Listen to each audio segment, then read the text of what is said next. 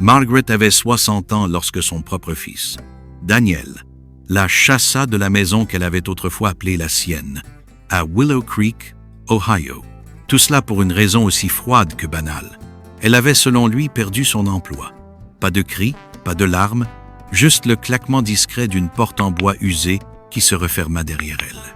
Ce n'était pas un claquement violent, mais un geste calme, définitif, comme un point final à une vie entière de sacrifice. Le silence qui suivit était plus douloureux qu'un hurlement, brisant son cœur avec une précision que les mots n'auraient jamais pu atteindre. Elle sortit sous le ciel gris d'octobre, traînant une valise élimée, sa poignée usée serrée si fort que ses jointures blanchissaient. Cette valise, avec ses coutures effilochées et sa fermeture éclair rouillée, semblait contenir tout ce qu'il restait de sa vie. Peut-être était-ce le cas. Derrière elle, Daniel se tenait dans l'embrasure de la porte, les bras croisés, évitant son regard. Clara, sa femme, se tenait à ses côtés, un demi-sourire flottant sur ses lèvres, le genre de sourire qui trahit une satisfaction froide, comme si elle avait enfin obtenu ce qu'elle désirait depuis longtemps. « Tu ne peux plus rester ici, maman, » dit Daniel, sa voix plate, dénuée de chaleur. « On a des factures, les enfants à nourrir. On ne peut pas te prendre en charge. Je suis désolé. Pas d'embrassade. Pas de questions sur son bien-être. » Jadis, Margaret avait renoncé à ses propres repas pour acheter à Daniel son premier cartable d'école. Aujourd'hui, elle n'était plus qu'un fardeau, une femme sans salaire, indésirable dans sa propre maison. Margaret marcha, pas après pas, la valise raclant le trottoir fissuré de Willow Creek comme un murmure cruel. « Tu es seule maintenant. » Elle ne pleura pas. Pas sous le porche orné de citrouilles d'Halloween fanées, pas lorsque ses jambes commencèrent à trembler à mi-chemin de la rue Elm. Pas même lorsqu'elle s'assit sur un banc en métal froid à l'arrêt de bus, à 4 pâtés de maison de ce qui avait été son foyer. Le dos voûté, les mains crispées sur son sac à main en cuir râpé, elle regardait les voitures passer, leurs phares flous dans la brume du soir, comme si le monde l'avait déjà effacé. Mais ce que Daniel ignorait, ce que personne ne savait, c'était que dans ce sac à main usé reposait une carte de débit, un lien discret vers un compte bancaire caché contenant $1 million. Margaret n'était pas celle qu'il croyait, et ce secret, bien gardé, était sur le point de changer tout. Margaret n'avait jamais été femme à s'apitoyer sur son sort. Assise sur ce banc glacé à l'arrêt de bus de Willow Creek, elle repensait aux années où chaque jour était une bataille silencieuse, menée avec une dignité que personne ne remarquait. À 60 ans, son corps portait les traces d'une vie de labeur, des mains cailleuses, un dos douloureux et des yeux qui avaient vu plus de nuits sans sommeil que de jours insouciants. Mais ce que Daniel, son fils, ne savait pas, ce qu'il n'avait jamais pris le temps de demander, c'était l'ampleur des sacrifices qu'elle avait faits pour lui. 25 ans plus tôt, Margaret avait perdu son mari, Thomas, dans un accident sur un chantier de construction à la périphérie de Willow Creek. À 35 ans, elle s'était retrouvée seule avec un Daniel de 5 ans, un garçon aux yeux curieux qui ne comprenait pas encore pourquoi son père ne rentrerait plus. Sans diplôme, sans économie, Margaret avait enchaîné les emplois ingrats, nettoyé les chambres d'un motel à l'odeur de moquette humide, récurer les sols d'un hôpital jusqu'à ce que ses genoux protestent, servir des cafés dans un dîner où les pourboires étaient aussi rares que les sourires. Elle disait non aux nouvelles chaussures pour elle-même, préférant acheter à Daniel ses manuels scolaires ou une paire de baskets pour qu'il ne se sente pas différent des autres enfants. Mais la vérité, que personne ne connaissait, c'était que Margaret n'avait pas été licenciée récemment, comme Daniel et Clara le supposaient. Elle avait quitté son emploi à la Banque alimentaire communautaire de Willow Creek, où elle triait des dons et soulevait des caisses lourdes depuis des années. Son médecin l'avait averti. Continuer à porter ses charges risquait d'endommager sa colonne vertébrale de façon permanente. « Reposez-vous, Margaret », avait-il dit. Elle avait souri, hoché la tête et annoncé au directeur qu'elle prenait sa retraite. « Vous êtes sûre ?» avait-il demandé. Elle avait répondu qu'elle avait besoin de repos, et c'était vrai. Après une vie à survivre, elle méritait une pause, non pas pour elle, mais pour retrouver un sens à tout ce qu'elle avait enduré. Élever Daniel seul avait été un acte d'amour, mais aussi de foi. Margaret avait connu la faim, comptant les pièces sur la table de la cuisine pour acheter du lait. Elle avait connu la solitude, éteignant la lumière d'une ampoule vacillante pour économiser l'électricité. Pourtant, le rejet de son fils était une douleur nouvelle, un couteau qu'elle n'avait jamais appris à parer.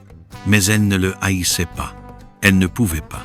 Dans son sac à main, plié soigneusement, se trouvait un vieux document jauni, un acte de propriété pour 40 acres de terrain vague, hérité d'un oncle oublié. Tout le monde disait qu'il ne valait rien. Pas d'eau, pas de route, juste des broussailles sous un ciel impitoyable. « Vends-le », lui conseillait-il. Mais Margaret s'y était accrochée, payant les impôts chaque année, même quand elle rognait sur l'essentiel. Elle murmurait parfois « On ne sait jamais ». Ce terrain, comme Margaret attendait son heure, Margaret n'avait jamais cherché à être vue, mais ce soir-là, à l'arrêt de bus de Willow Creek, elle sentit le poids du monde l'effacer un peu plus. Pourtant, dans son sac à main en cuir râpé, un secret reposait, aussi discret que ses pas sur le trottoir humide, une carte de débit liée à un compte bancaire contenant $1 million. Ce n'était pas un hasard ni un coup de chance. C'était le fruit d'une décision prise des mois plus tôt, une décision que personne, pas même Daniel, n'aurait pu imaginer.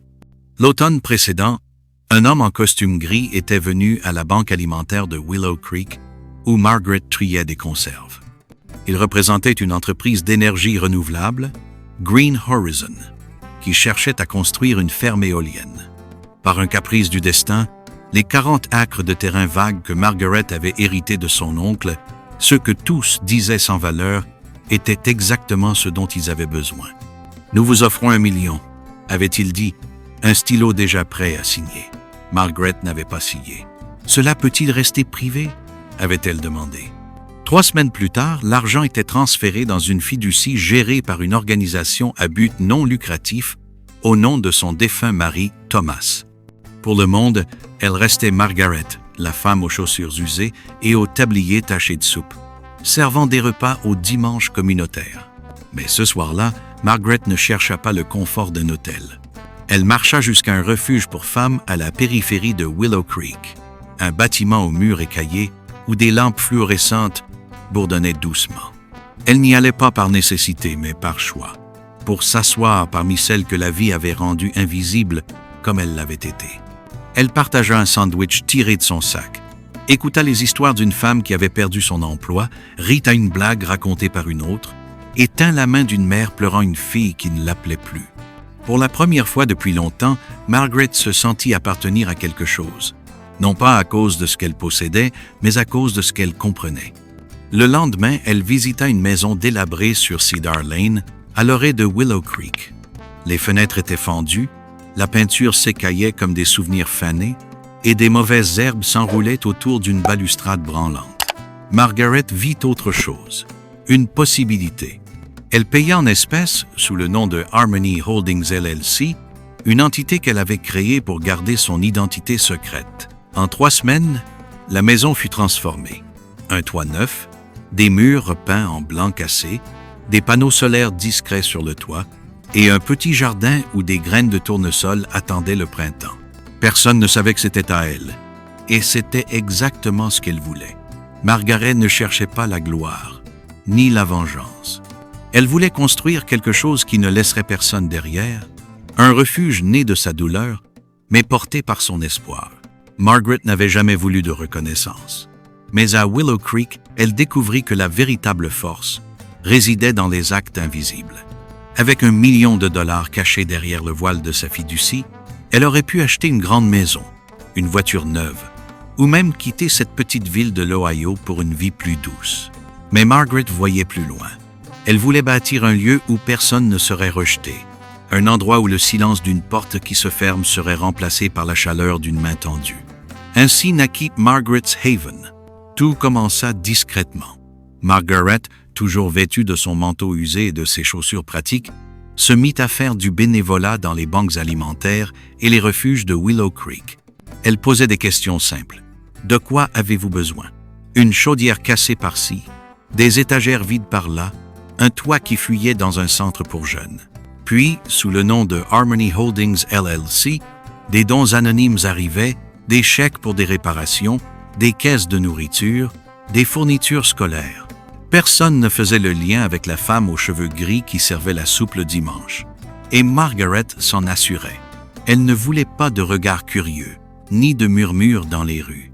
Elle voulait que les gens ressentent l'espoir, pas qu'ils cherchent un héros. Le cœur de son projet prit forme lorsqu'elle acheta un vieux bâtiment communautaire condamné depuis des années, sur la rue principale de Willow Creek. Les murs étaient tachés, les planchers craquaient et les fenêtres laissaient passer le vent d'hiver. Mais Margaret y vit une promesse.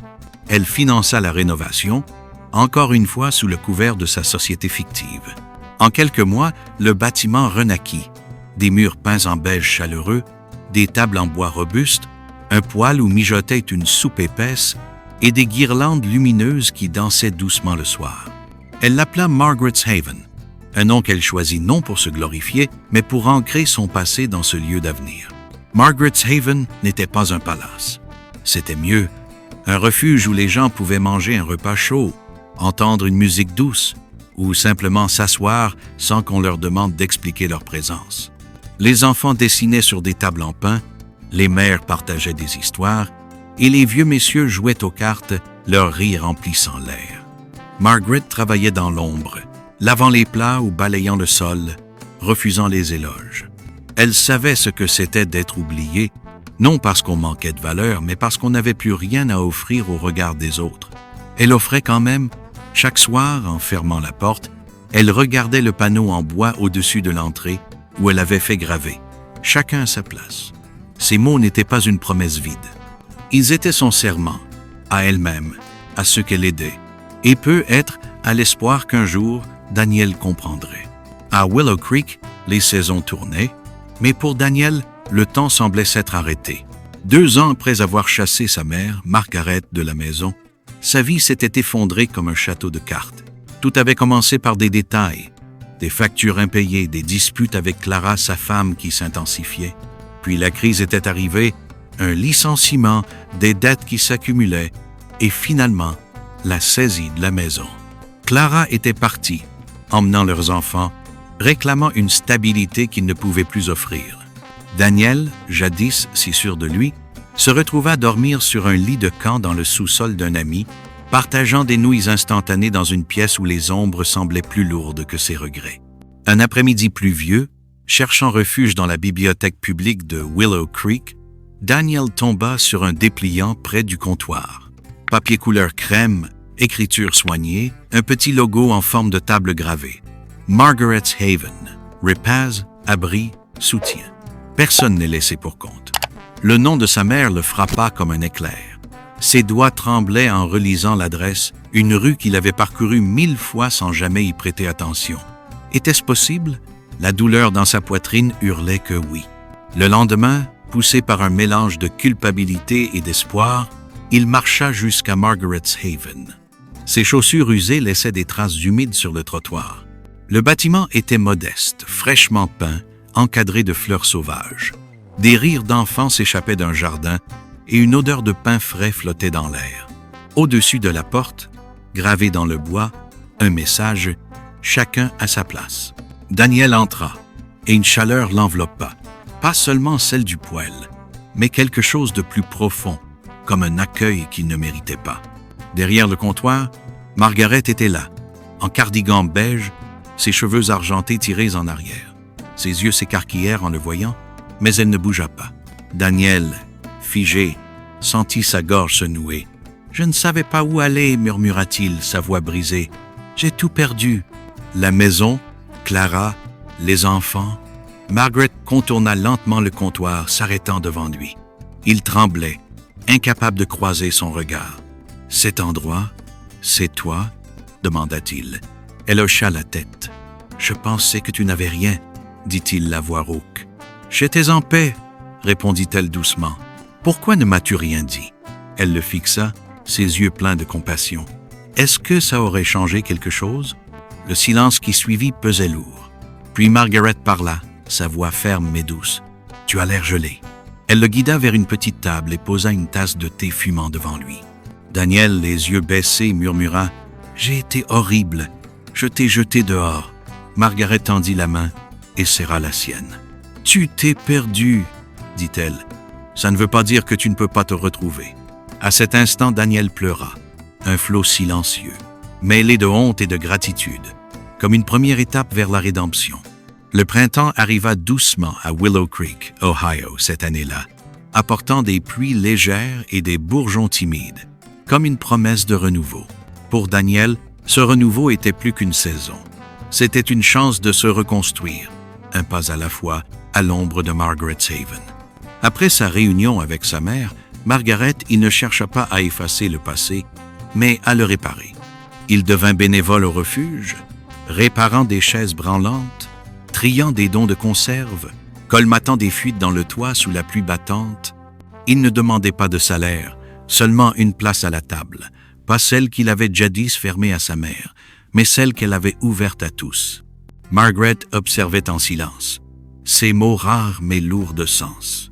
Chaque vendredi soir, ils s'asseyaient ensemble sur le porche de Margaret's Haven, regardant les enfants jouer sous des tournesols qui s'élevaient plus haut que leur rire. Pas de reproches, pas de compte à régler, juste une paix fragile, tissée de gestes simples. Un soir, Margaret tendit à Daniel une enveloppe scellée. Perplexe, il l'ouvrit. À l'intérieur, l'acte original de la maison familiale qu'elle lui avait donnée des années plus tôt, accompagné d'un chèque annulé pour la vente du terrain, encadrés ensemble comme un rappel. « Tu ne me dois rien », dit-elle, sa voix douce mais ferme. « Mais maintenant tu sais ce qui arrive quand l'amour passe avant l'orgueil. » Daniel, sans mots, la serra dans ses bras, voyant enfin non seulement sa mère, mais une femme entière, brisée par la vie et pourtant bâtisseuse de lumière. Margaret s'éteignit paisiblement cet automne dans son sommeil, sans fanfare ni gros titre. Un simple service eut lieu à Margaret's Haven, où plus d'une centaine de personnes se réunirent, des habitués du refuge, des enseignants, des bénévoles, des âmes qu'elle avait touchées sans jamais chercher à briller. Daniel se tenait devant, tenant son tablier usé, celui qu'elle portait pour servir la soupe. « Ma mère a quitté une maison avec rien d'autre qu'une valise et un cœur tranquille, dit-il, la voix tremblante. Dans ce silence, elle a construit quelque chose de plus grand que ce que j'aurais pu imaginer. » Margaret's Haven continua de prospérer, un battement de cœur pour Willow Creek. Chaque matin, la soupe mijotait, les enfants jouaient, et les lumières brillaient pour les dîners du vendredi ouverts à tous, sans question. Au-dessus de la porte, la gravure restait, chacun à sa place. Ces mots, écrits par Margaret le jour de l'ouverture, étaient son testament. Daniel, autrefois perdu dans la colère, était devenu l'homme qu'elle avait toujours cru qu'il pouvait être, non grâce à l'argent, mais grâce à l'amour qu'elle avait choisi plutôt que la vengeance, au pardon qu'elle avait offert plutôt que l'amertume. Et dans chaque rire, chaque bol de soupe partagé, l'héritage de Margaret vivait, un rappel que les portes fermées derrière soi ne surpassent jamais celles qu'on ouvre aux autres.